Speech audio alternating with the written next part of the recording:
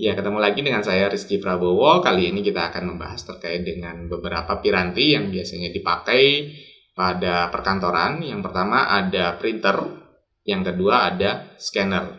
Printer dan scanner ini secara umum koneksi ke komputer kita itu dibagi menjadi dua. Yang pertama ada yang menggunakan wireless, ada yang menggunakan wired. Kalau yang menggunakan wired ya menggunakan kabel gitu ya. Jadi kabel terhubung ke printer dan juga ke komputer kita. Kalau ke komputer kita itu biasanya menggunakan port USB. Tetapi ada juga printer-printer seri lama yang menggunakan portnya itu port LPT ya namanya ya. Itu biasanya printer-printer dot matrix seri lama biasanya. Nah, kalau yang menggunakan wireless itu biasanya komputer biasanya terhubung ke suatu access point. Berikut dengan printer atau scanner itu juga terhubung ke access point yang sama. Jadi ini biasa digunakan untuk printer yang sistemnya share atau digunakan berjamaah atau bersama di satu lantai atau di satu gedung gitu ya.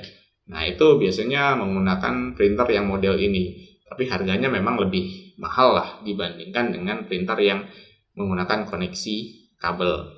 Nah, untuk menggunakannya ini tidak serta-merta bisa langsung menggunakan. Jadi begitu beli, colok langsung bisa dipakai gitu, tidak. Tapi biasanya kita diminta untuk menginstal driver namanya atau penghubung, software penghubung antara komputer kita dengan printer atau scanner yang kita beli. Jadi kita cek dulu menggunakan ya physically gitu ya. Produsennya siapa? Misalnya produsennya Canon atau Epson. Berarti kita cek dengan seri yang sesuai dengan printer yang kita beli, kita cek di online. Nah, biasanya dia menyediakan driver secara online. Nah, kalau yang printer-printer lama mungkin drivernya menggunakan CD gitu ya. Tapi yang saya perhatikan untuk beberapa tahun terakhir tidak tersedia lagi dalam bentuk CD, tapi langsung disediakan di website dari company atau produsennya. Misalnya dari Canon ya Canon, dari Epson ya Epson gitu. Epson.com gitu misalnya. Nah, itu di-download langsung dari websitenya, kemudian diinstal di komputer kita, disesuaikan. Jadi installnya itu tidak hanya satu software. Misalnya kita membeli sebuah printer yang multi, printer dan scanner gitu ya. Nah, itu tidak satu software saja, tapi biasanya ada 2 software atau 3 software. Yang pertama driver printer, yang kedua driver scanner, berikut ditambah dengan aplikasi scannernya.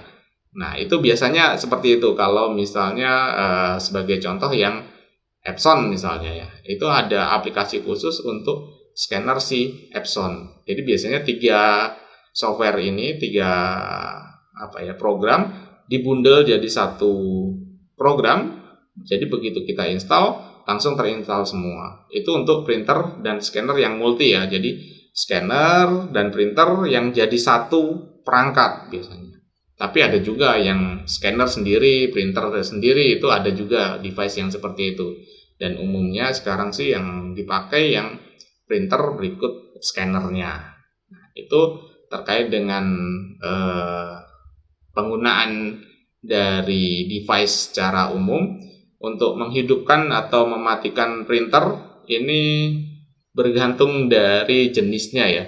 Kalau yang umum banyak digunakan di perkantoran ya langsung dimatikan via tombol hard power ya namanya ya. Power langsung di printer atau di scannernya.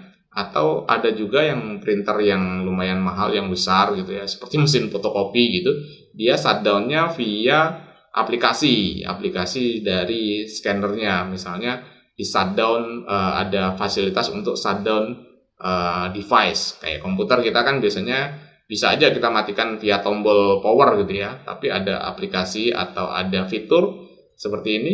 Ini kan untuk mematikan yang di sini ya ada tombol shutdown. Ini untuk mematikan device kita. Sama juga dengan printer-printer seri mahal, biasanya ada seri yang dimatikan via aplikasi, jadi semacam shutdown gitu ya. Itu untuk device, pengetahuan tentang device secara umum. Untuk selanjutnya nanti kita langsung praktek ke word processing dan juga spreadsheet processing. Nanti ya kita masuk ke video selanjutnya.